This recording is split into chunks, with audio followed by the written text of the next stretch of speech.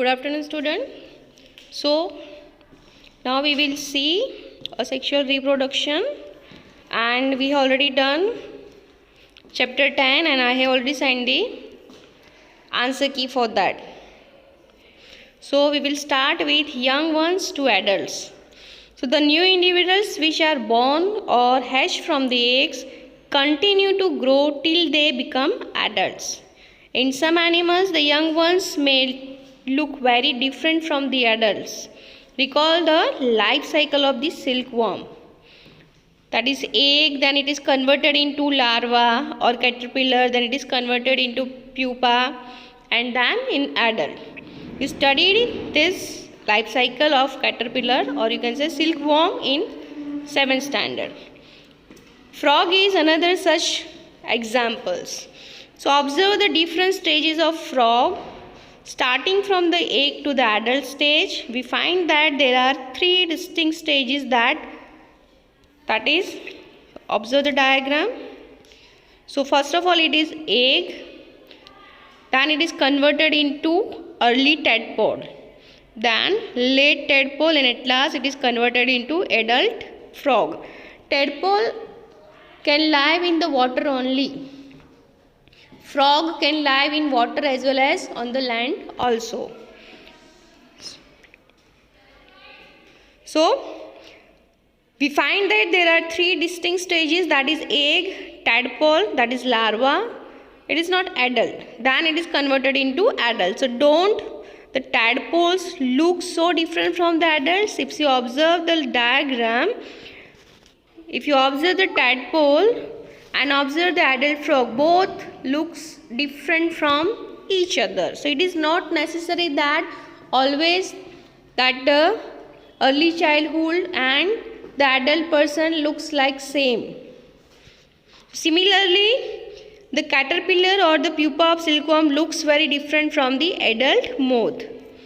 So the features that are present in the adult are not found in these young ones. Then what happens to the tadpoles or caterpillars thereafter? So you must have seen a beautiful moth emerging out of the cocoons. In the case of tadpoles, they transform into adults capable of jumping and swimming. And the transformation of the larva into an adult through drastic changes is called metamorphosis. What about the changes that we observe in our body as we grow? Do you think we too undergo metamorphosis? In human beings, body parts similar to those present in the adults are present from the time of birth. We have 2 legs, 2 hands, eyes, nose. All the body parts are present when we born. Same body parts will grow step by steps as we grow, and it will becomes little bit visible. Features are become sharp when we becomes adult. That features may be not that much visible when we are at a born stage, but all the body parts are there when we born. Asexual reproduction. So far we have learnt about reproduction in some familiar animals, but what about very small animals like hydra and microscopic organisms like amoeba?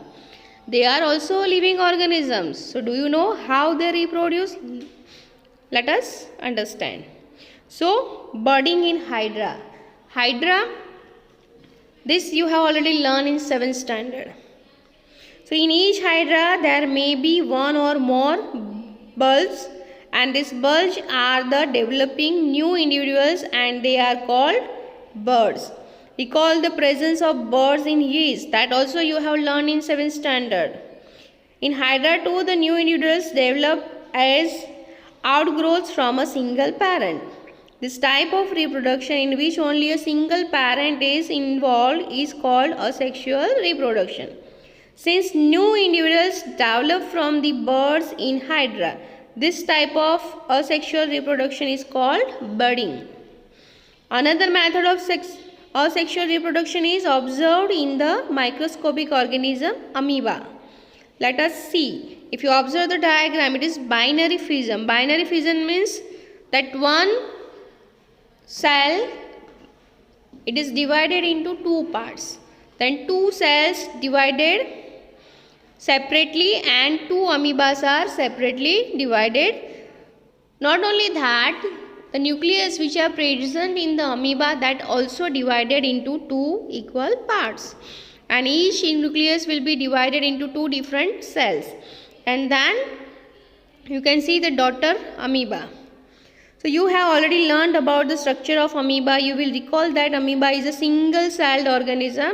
It begins the process of reproduction by the division of its nucleus into two nuclei. This is followed by division of its body into two, each part receiving a nucleus.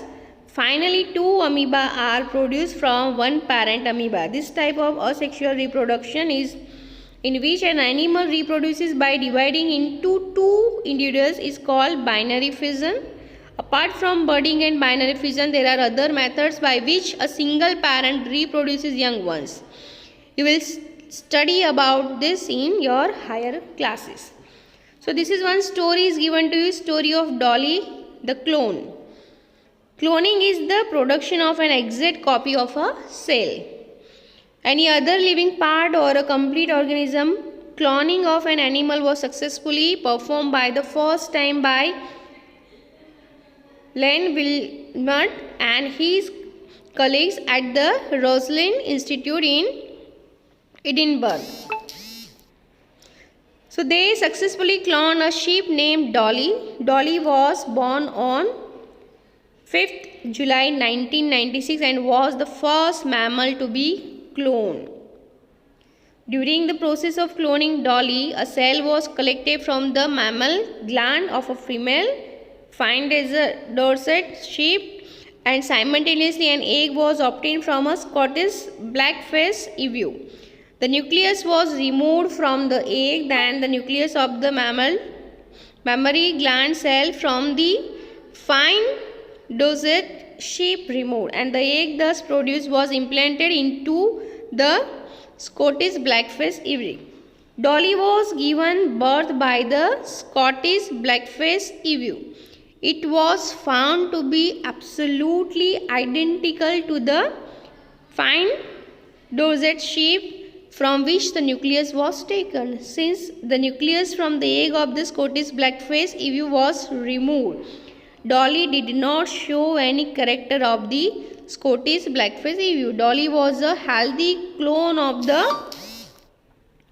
fine Dorset sheep and produced several offspring of her own through normal sexual means.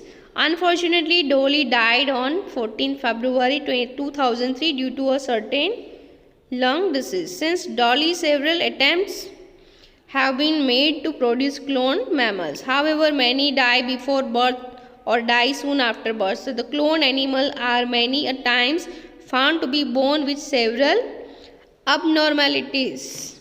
So this is all about the story of Dolly. This is the first clone. So this is all about your chapter number 9. I will provide you the answer key so that you can complete your notebook. Thank you.